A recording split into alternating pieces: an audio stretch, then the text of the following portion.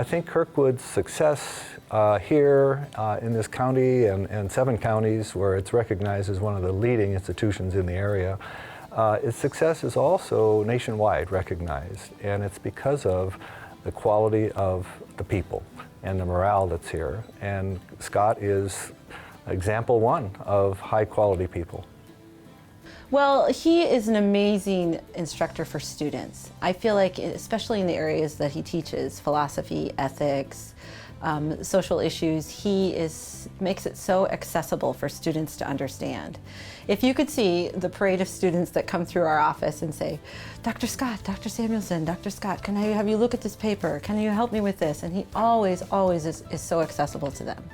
And I really appreciate that about him as a colleague and just as a teacher. He's the kind of teacher that so many students gravitate toward and also seek out. You know, philosophy is not a discipline area that many people think, oh gosh, let me jump in and be a philosopher. And Scott makes it so that philosophy affects our everyday life, and he really turns it into a very natural conversation rather than an academic discipline. And I think by making it a natural conversation about everyday life, he brings philosophy to the people and where we live.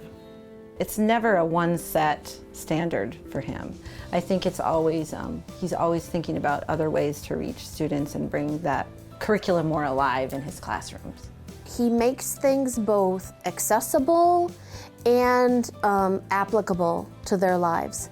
That is, I think a lot of people think of philosophy as this sort of strange thing with really complicated ideas or things that can't possibly have relevance. And he has a way of explaining the theories to the students, but also then helping them apply those, ask the right questions. He turns them into thinkers. Scott is one of the most remarkable men that I know. He is a tremendous scholar, he is a tremendous teacher, and he is a remarkable human being, you know, altogether, which is a rare combination. And he has written a wonderful book that's selling very well, the University of Chicago Press. Very, very few Kirkwood faculty ever write a book, let alone get one published by them. He is working on a second book, which is on also a very important topic, suffering.